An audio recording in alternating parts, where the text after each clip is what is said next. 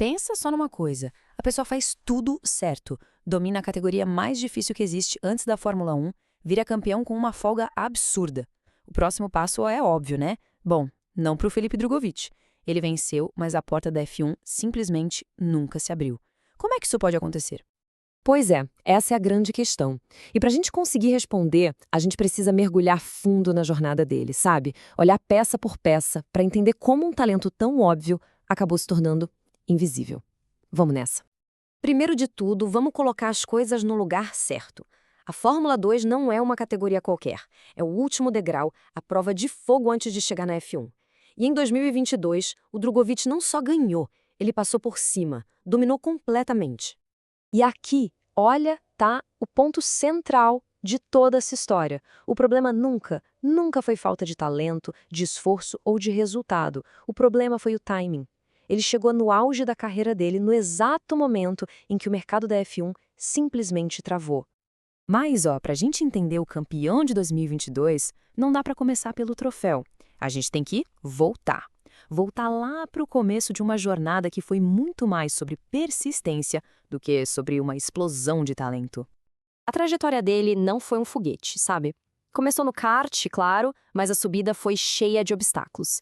Teve dificuldade na F3, trocou de equipe na F2. Não foi aquela coisa de um talento que explode do nada e leva tudo. Foi uma construção, tijolo por tijolo. E a base dessa construção toda tem um nome: constância. Sabe aquela história do piloto que faz uma corrida incrível e depois some? Então, o Drogovic era o exato oposto. Ele estava sempre ali, pontuando, aprendendo, melhorando. Era a marca registrada dele. E o mais impressionante era a mentalidade por trás disso. Em temporadas mais fracas, quando nada dava certo, o normal seria entrar em pânico, tentar tirar do carro o que ele não pode dar. Ele não. Ele parava, analisava, entendia o que estava errado e ajustava um método. Tinha uma cabeça de veterano. E toda essa paciência, essa construção metódica, uma hora ia ser recompensada.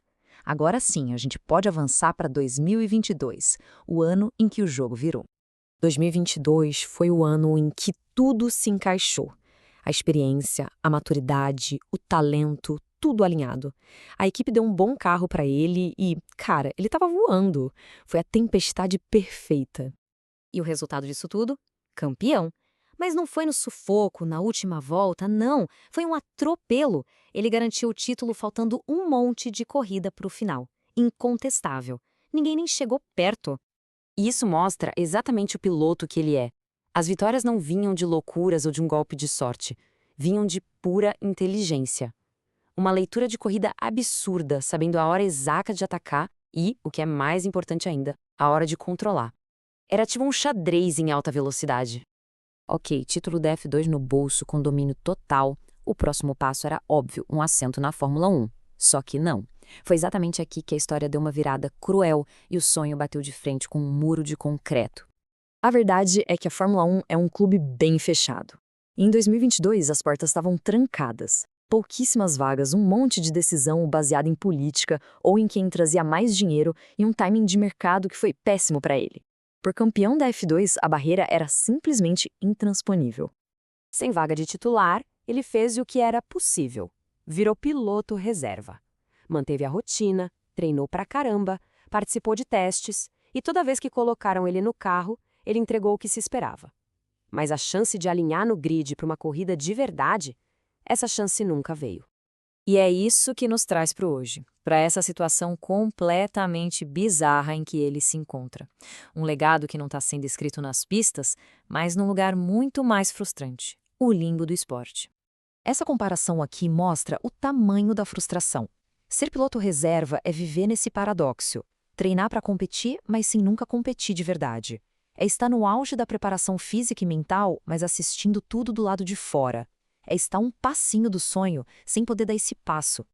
No fim das contas, a lição que a história do Drogovic deixa pra gente é dura. No automobilismo de hoje, vencer é o básico. É o mínimo que se exige. Mas, pelo visto, não é mais garantia de absolutamente nada. E olha, não importa o que aconteça daqui para frente, um fato ninguém muda. Felipe Drogovic é campeão. O título tá lá, cravado na história, o talento foi provado na pista, O legado dele existe, mesmo que muita gente não tenha tido a chance de ver. O campeão invisível, uma história que força a gente a pensar. Se o talento e a vitória já não são mais o suficiente, então, quais são as regras do jogo no topo do automobilismo mundial?